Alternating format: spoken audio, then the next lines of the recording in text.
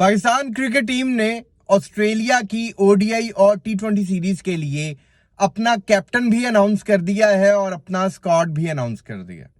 इस वीडियो में मैं आपको कुछ ऐसी खबरें दूंगा जिसका बेसब्री से इंतजार होगा बहुत सारे पाकिस्तानी क्रिकेट फैंस को कि कौन से ऐसे प्लेयर्स हैं जिन्हें स्क्वाड में रखा गया है। मैं कुछ बड़े नामों का यहां पर जिक्र करूंगा। सबसे पहले मैं आपको ये बताता चलूं कि मोहम्मद रिजवान जो हैं वो पाकिस्तान क्रिकेट टीम के व्हाइट बॉल कैप्टन अनाउंस हो चुके हैं। बहुत अच्छी बात है, मोहम्मद रिजवान के साथ ज्यादा किसी को कोई प्रॉब्लम भी नहीं है और बड़े आप कह लें कि एक्सपीरियंस्ड प्लेयर है। इस वक्त अगर बाबर आजम की कोई जगह ले सकता था तो मोहम्मद रिजवान ही वो नाम थे, मोहम्मद रिजवान ही वो प्लेयर थे जो बाबर आजम की जगह पर बिल्कुल 110% सूट करते थे। तो जो मोहम्मद रिजवान को कैप्टन बनाया गया है ये फैसला बेहतरीन है। दूसरी तरफ मैं आपको ये भी बताता चलूं कि बहुत सारे लोगों के जहन में ये चल रहा था कि बाबर आजम को टेस्ट से तो ड्रॉप कर दिया गया है, क्या बाबर आजम आप उसे ड्रॉप कहें या रेस्ट कहें, मैं तो सीधी सी बात है कि मैं तो स्ट्रेट फॉरवर्ड उसे ड्रॉप ही कहूंगा कि आपने बाबर को ड्रॉप किया था। तो बहुत सारे दोस्तों के जहन में ये सवाल चल रहा था कि बाबर आजम क्या ऑस्ट्रेलिया वाली जो ओडीआई और टी20 सीरीज है उसमें खेलेंगे या नहीं खेलेंगे। तो मैं यहां पर आपको बताता चलूं कि बाबर आजम उस स्क्वाड का हिस्सा है। देखिए बात इतनी सी है कि बाबर आजम शेर है और शेर अगर कुछ दिनों के लिए शिकार करना छोड़ दे तो उससे आप उसकी बादशाहत नहीं छीन सकते। और बाबर आजम को अगर आप ऑस्ट्रेलिया में नहीं खिलाएंगे तो फिर आपके पास पीछे कौन सा प्लेयर है जिसे आप ऑस्ट्रेलिया में खिलाएंगे। तो बाबर आजम जो है वो स्क्वाड का हिस्सा है।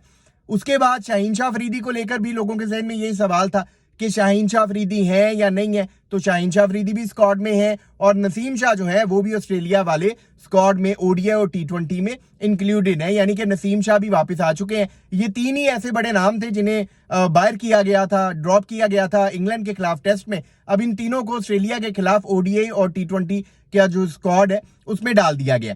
लेकिन यहां पर मैं ये भी खबर आप दोस्तों को देना चाहता हूं कि मोहम्मद आमिर को लेकर इस तरह की बातें सोशल मीडिया पर चल रही थी, कुछ फेक न्यूज चल रही थी कि मोहम्मद आमिर से राब्ता किया गया है सिलेक्शन कमेटी की जानिब से और ऑस्ट्रेलिया वाली जो सीरीज है उसके लिए उन्हें ऑफर की गई है। उसके बाद फिर मोहम्मद आमिर की कुछ इस तरह की स्टेटमेंट सामने आई कि मेरे से किसी सिलेक्शन कमेटी के बंदे ने या पाकिस्तान क्रिकेट बोर्ड के बंदे ने, मैनेजमेंट के बंदे ने मेरे से राब्ता नहीं किया, लेकिन उन्होंने अपनी अवेलेबिलिटी शो करवाई थी। अब बहुत सारे लोगों के जहन में ये चल रहा होगा कि मोहम्मद आमिर को स्क्वाड में डाला गया है या नहीं डाला गया। तो मैं आपको बताता चलूं कि मोहम्मद आमिर ऑस्ट्रेलिया वाले ना ओडीआई ना टी20 दोनों में से किसी स्क्वाड का हिस्सा नहीं है।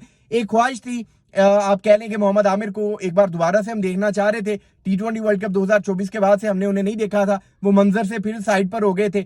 ऐसा लग रहा था कि वो ऑस्ट्रेलिया वाली सीरीज में खेलेंगे, लेकिन खैर उन्हें नई स्क्वाड में डाला गया। अब यहां पर एक और बड़ी खबर मैं आप दोस्तों को देना चाहता हूं जो दुख की बात भी है कि फखर जमान को ऑस्ट्रेलिया वाली सीरीज में नहीं खिलाया गया। अब इसके पीछे बहुत सारी रीजंस हैं, इसके ऊपर बहुत सारे जर्नलिस्ट हैं, वीडियोस भी बना चुके हैं। अब उनका क्या कसूर बना, क्या उन्होंने जो पीसीबी मैनेजमेंट के बंदों की शिकायत की मोहसिन नकवी साहब को वो उनका गुनाह बना, या फिर उन्होंने जो बाबर आजम की सपोर्ट की वो उनका फॉल्ट बना। ये तो खैर अब पीसीबी वाले ही जाने कि उन्हें फखर जमान से किस बात का गुस्सा था कि उन्हें ऑस्ट्रेलिया वाली सीरीज से उन्होंने वैसे ही निकाल दिया। बाकी ये वो मेन प्लेयर्स थे जिनके बारे में लोगों को लेकर काफी कंफ्यूजन थी कि उन्हें रखा गया या नहीं रखा गया, तो उसकी डिटेल मैंने आपको दे दी है। इस वीडियो में की बातों के हवाले से आप दोस्त अपनी क्या राय रखते हैं कमेंट सेक्शन में अपनी कीमती राय जरूर दीजिएगा। आपके कमेंट्स का इंतजार रहेगा। अगर अभी तक आपने इस यूट्यूब चैनल को सब्सक्राइब नहीं किया तो लाजमी कर लें ताकि क्रिकेट से रिलेटेड अपडेट्स आप दोस्तों तक पहुंचती रहें। अपना बहुत ख्याल रखिएगा, दुआओं में याद रखिएगा।